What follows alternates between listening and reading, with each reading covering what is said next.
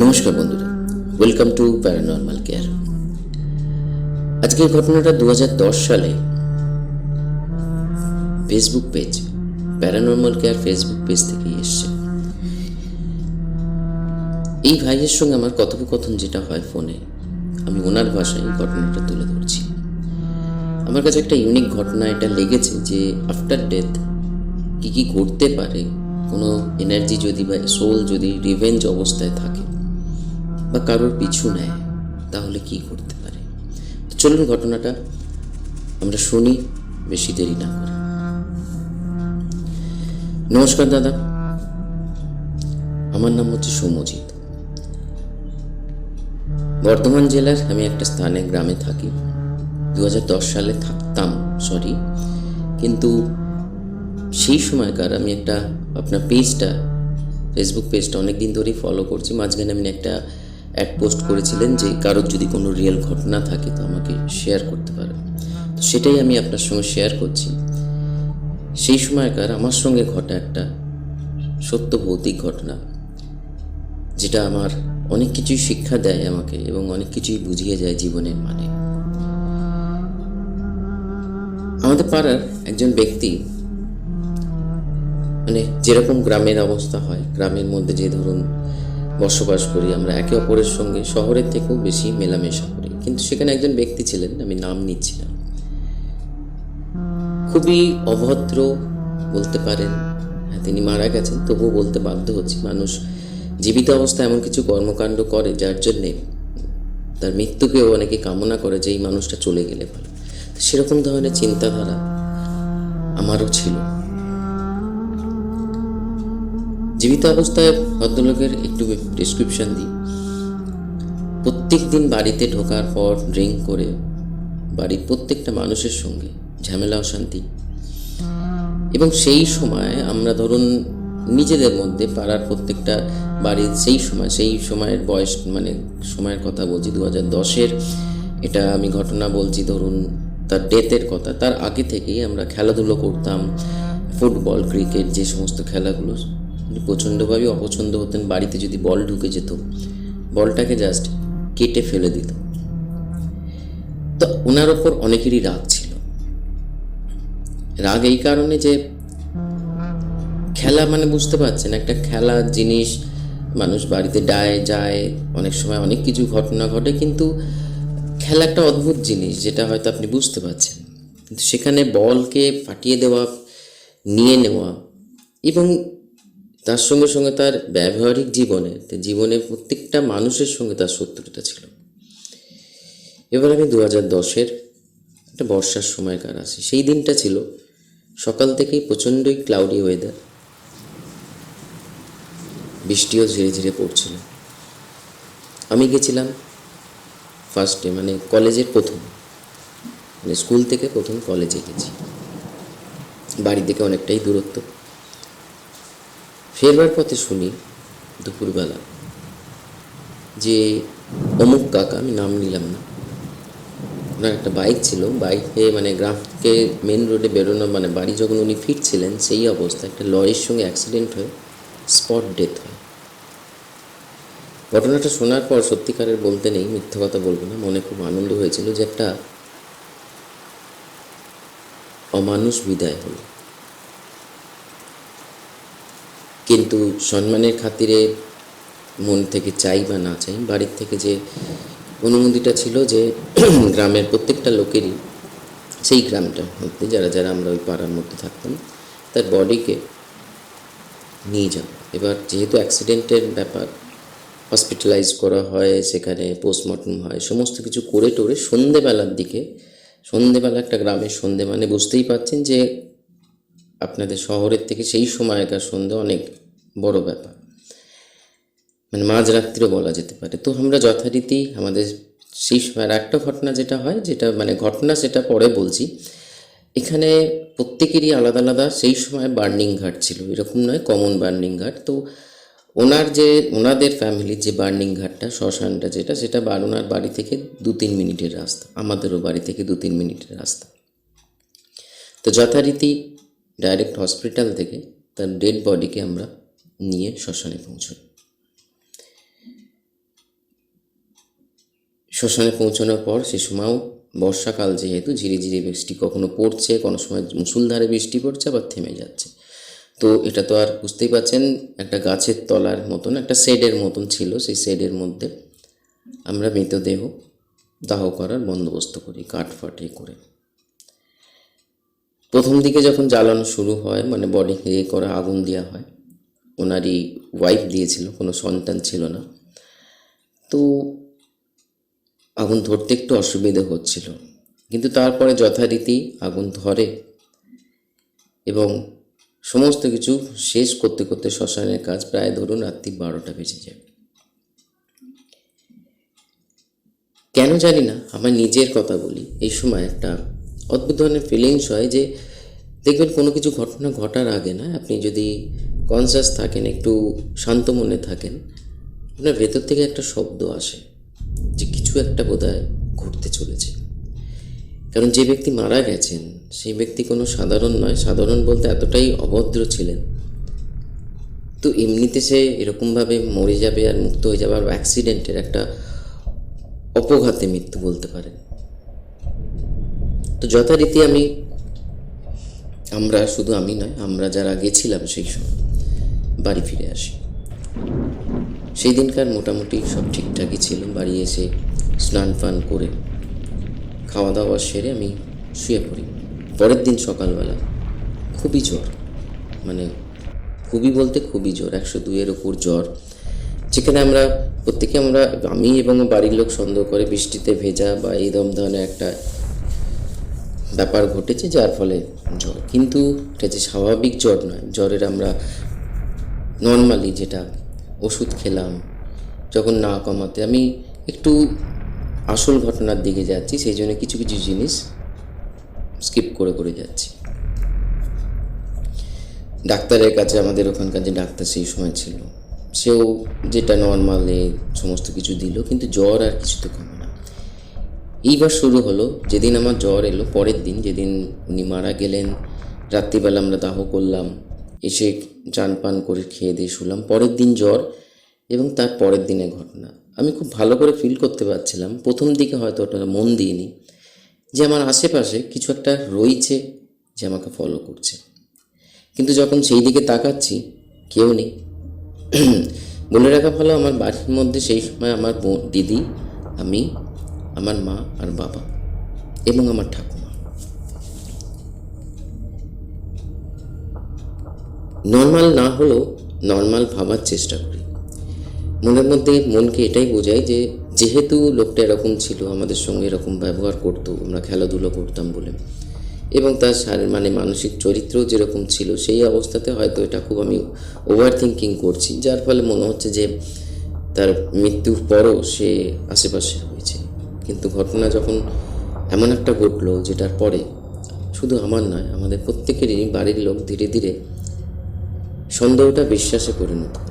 মানে মানসিক চিন্তাধারা যে ওভার থিঙ্কিংটা সত্যিকারের বিশ্বাসে পরিণত হলো।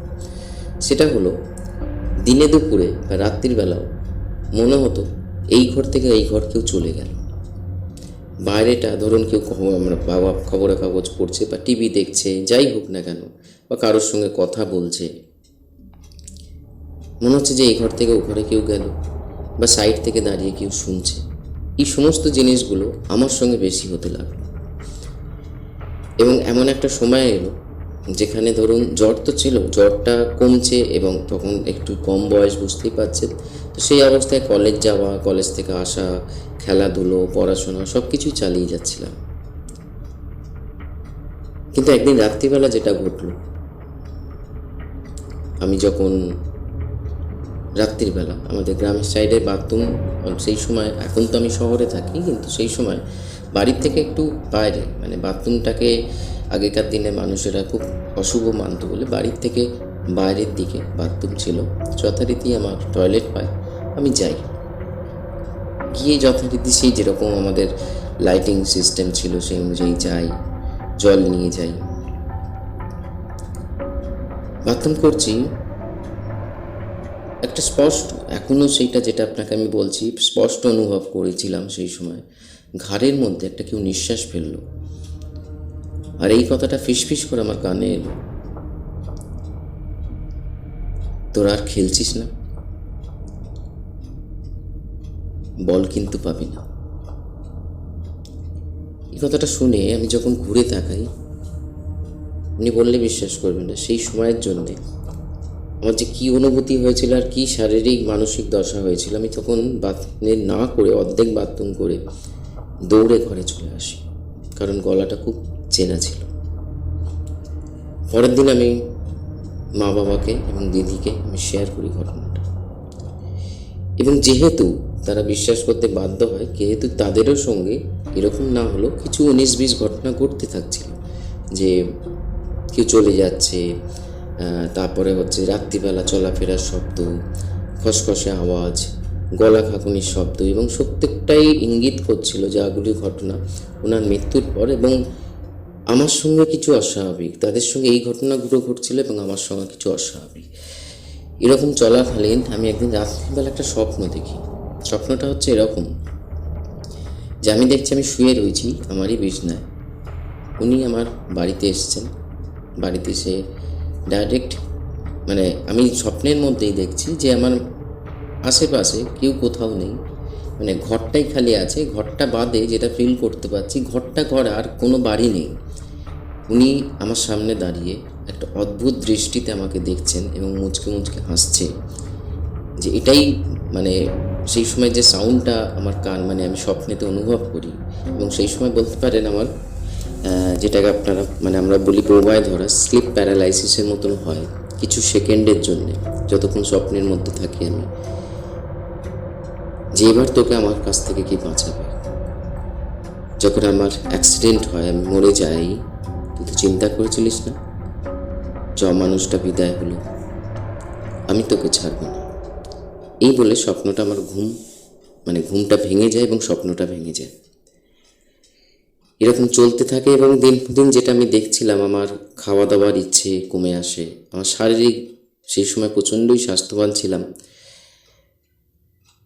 আস্তে আস্তে আমি শুকিয়ে আসছি, চোখের তলায় কালি পড়ে যাওয়া, অদ্ভুত অদ্ভুত ফিলিংস আসা, এবং খালি মনে হতো আমাদের ঠিক বাড়ির ঠিক পেছন দিকে একটা ঝিলের মতন ছিল। সেই ঝিলটা বেশ বড়, তো সেখানে আমরা প্রায় বাচ্চারাও খেলতাম, আমরাও ওখানে মাঝে মাঝে গিয়ে আড্ডা মারতাম, সকালের দিকে দুপুরের দিকে যখন যেরকম ফাঁকা পারতাম বন্ধু বান্ধব নিয়ে। খালি মনে হতো ওই ঝিলটায় গিয়ে, একটু গভীর ছিল, আমরা বেঁচে থেকে লাভ নেই, সুইসাইড করা উচিত, কারণ এরমভাবে আমরা নিতে পারছি না। এবার ব্যাপারটা হয়েছিল যে আমি বাড়ির লোককে সমস্ত কিছুটাই শেয়ার করছিলাম, এবং সবথেকে বড় প্রমাণিত যে আমি যেরকম ছিলাম, আমার শারীরিক মানসিক অবস্থা যেরকম ছিল, ধীরে ধীরে এতটাই অবনতি হতে আরম্ভ করলো। প্রথম আমার বাবা একজন ডাক্তারের পরামর্শ নেন। ডাক্তার আর কি করবে, যেহেতু এটা ডাক্তারের কেসই ছিল না, তিনি খালি কিছু টেস্ট দিল, যেটা শহর থেকে, কলকাতায় তখন ওই সমস্ত জায়গায় এই সমস্ত টেস্টগুলো তখন হতো না, তো কলকাতায় এসে টেস্টগুলো করানোর ব্যবস্থা ছিল, মানে ব্যাপার ছিল, যেমন ব্লাড টেস্ট কিছু ছিল, লিভারের কিছু টেস্ট দিয়েছিল। যখন টেস্টের যথারীতি সেগুলো তো করানো হলো, কিন্তু টেস্টের রিপোর্ট একদমই প্লেন বা স্বাভাবিক, কোনো রকম 19-20, মানে 1 পয়েন্টও এদিক ওদিক কিছু ছিল না। রিপোর্টটা যখন ডাক্তারে দেখানো হলো, তিনি এটাই বললেন, তো দেখুন এটা তো যখন রিপোর্টে কিছু আসছে না, তো এটা আমার বুঝতেও পারছি না, তবে কিছু মাল্টিভিটামিনস আমি সাজেস্ট করব, প্রেসক্রাইব করব, সেগুলো উনি খান, মানে আমাকে দেওয়া হয়েছিল। কিন্তু বললে বিশ্বাস করবেন না, মাল্টিভিটামিন খেয়েও একটা তো রেজাল্ট হয়, প্রায় ধরুন 1 সপ্তাহ পরও যা আমি আগে ছিলাম সেই সময় তখনও একই। এই করতে করতে একজনের সন্ধান পাওয়া যায়, একজন মহিলার, যে তিনি এই সমস্ত ঝাড়ফুঁক বা হাওয়া বাতাস লাগলে আমাদের গ্রাম থেকে, সেই সময় থেকে ধরুন বলতে পারেন 2-3 কিলোমিটার দূরে, উনি বসতেন এবং মা কালীর একটা মূর্তি ছিল। তো যথারীতি আমরা যখন সন্ধান পাই, আমার বিশেষ করে আমার বাবা এবং সন্ধান পায় এদিক ওদিক থেকে, তো আমাকে ওখানে নিয়ে যাওয়ার সঙ্গে সঙ্গেই যেটা হলো আর কি, উনি ভেতরে বসেছিলেন, আমার বাবা গেছিল এবং আমার দিদি গেছিল, মা যেতে পারেনি, সেই সময় মা একটু অসুস্থ হয়ে পড়েছিল, এমনি নর্মাল অসুস্থতা, চিন্তাধারা, সেই সময় বুঝতেই পারছেন আমার এরকম অবস্থা। তো বাবা আর দিদি ঢুকলো, আমাকে খালি বলল ঘরের বাইরে, মানে চৌকাঠের ঠিক বাইরে দাঁড়াতে আমাকে আসতে বারণ করলো। প্রথমে বুঝতে পারিনি, তারপর উনি আমাকে ডাকলেন, ডেকে কী সব আমার মাথায় হাত দিয়ে কী সব মন্ত্র জপ করলেন। প্রায় ধরুন 10-15 মিনিট করার পর আমার বাবাকে যেটা বলল যে রিসেন্ট যে মৃত্যু হয় আর যেই ঘটনা, যখন আমি ওনাদের কাছে গিয়ে পৌঁছই, মানে ওনার কাছে গিয়ে পৌঁছই আর যে কোন ঘটনাটা ওনার ডেথ হয়, মাঝখানে প্রায় ধরুন 15-20 দিন কেটে গেছে। তো উনি সমস্ত কিছু খুলে বললেন যে এরকম এরকম ঘটনা ঘটে। যে মারা গেছে যেহেতু অপঘাতে মৃত্যু এবং সে জীবিত অবস্থায় এরকম ছিল, সে তার একটা মানে কি বলবো, হাওয়া বাতাস ঠিক নয়, ডাইরেক্ট সে আমার সঙ্গে জড়িত এবং আমাকে নিয়ে যেতে চায়। সেই মুহূর্তে তিনি কিছু আমাকে দিলেন এবং সেটা সত্যিকারের বলতে দাদা কি, জলের মধ্যে কিছু জিনিস ছিল, খেতে সত্যিকারের খুব অস্বাভাবিক লেগেছিল, কিন্তু মনের মধ্যে এটা বিশ্বাস ছিল যে যদি খেয়ে যদি আমি সুস্থ হয়ে যাই, বললে বিশ্বাস করি যখন আমি খাই জিনিসটাকে, একটা জলের মধ্যে একটা বাটির মধ্যে কিছু জিনিস ছিল, জলের সঙ্গে মিশিয়ে উনি দিলেন, বলতে পারেন একটু মানে কি বলবো ছাই টাইপের। খেতেটা তো খুবই অস্বাভাবিক বাজে ছিল, কিন্তু খাওয়ার পর আমার প্রচণ্ড ঘাম দেয় এবং ঘাম দেওয়ার সঙ্গে সঙ্গে আমি খুব হালকা বোধ করি, প্রচণ্ড হালকা। উনি সঙ্গে সঙ্গে এটা বললেন যে আমি একটা তাবিজের বন্দোবস্ত করছি, একটু বসতে হবে। আর সেই তাবিজ পড়ার 2 সপ্তাহ পর উনি আমাদের বাড়িতে আসবেন, এসে একটা ছোটোখাটো যজ্ঞ করবেন এবং সেই যজ্ঞটা চলাকালীন কোনো কিছু ঘটনা ঘটতেও পারে, আবার নাও ঘটতে পারে। কিন্তু এই যজ্ঞটা করার পর যে জুড়ে রয়েছে আমার সঙ্গে ওই কাকুর আত্মা, ওনাকে ছাড়ানো যাবে। আর এই যে তাবিজটা যেটা দিলেন, বললেন কোনো মতেই যেন হাতছাড়া না হয়, পড়ে যাওয়ার সম্ভাবনা থাকবে, সাবধানে রাখতে 1 সপ্তাহ। পড়ে গেলে কিন্তু সে আবার যা যা করবার চেষ্টা করছিল আবার শুরু করবে। মানে এই তাবিজটা ওনার আর আমার মধ্যে একটা বলতে পারেন গার্ড হিসাবে কাজ করতে লাগলো। যথারীতি 1 সপ্তাহ কাটেন এবং মাঝখানে বাবা একবার যান যে যজ্ঞে কী কী জিনিসপত্র লাগবে না লাগবে লিস্ট নিয়ে আসেন এবং সেগুলোর বন্দোবস্ত করা হয়। যখন যজ্ঞ হয়, যে ঘরে আমাদের নিচের ঘরে, ঠাকুর ঘরে ঠিক নয়, ঠাকুর ঘরের পাশে একটা খালি রুম পড়েছিল, সেই ঘরে উনি বলেন যে যজ্ঞটা করবেন। এবং যখন যজ্ঞ হয়, বললে বিশ্বাস করবেন না, এতটা বাধা এসেছিল, আগুন জ্বালানো হচ্ছে, আগুন নিভে যাচ্ছে, কোথাও কোনো হাওয়া নেই, হঠাৎ করে একটা হাওয়া, মানে একটা হাওয়ার দাপট, মানে বুঝতে পারছিলাম আমরা প্রত্যেকে একটা অদৃশ্য জিনিসের সঙ্গে ওই ভদ্রমহিলা লড়ে চলেছেন, যেটা কেউ আমরা চোখে দেখতে পাচ্ছি না, অথচ এমন অস্বাভাবিক এমন এমন কিছু জিনিস ঘটছে যেটা ঘটার কথাই নয়। কারণ যে ঘরটা এমন অবস্থায় ছিল যেখানে কোনো রকমভাবে খুব বেশি বাইরে ধরুন কোনো রকম মানে ঝড় বৃষ্টি হলেও অতটা হাওয়া ওই ঘরের মধ্যে ঢুকতো না, যা আদার্স ঘরের মধ্যে ঢুকতো। যাই হোক, প্রায় 2-2.5 ঘন্টা পরে যজ্ঞটা সম্পূর্ণ হয় এবং উনি যেটা বলেন যে তাবিজটা উনি ওই যজ্ঞতেই ফেলে দেন, যজ্ঞের আগুনে।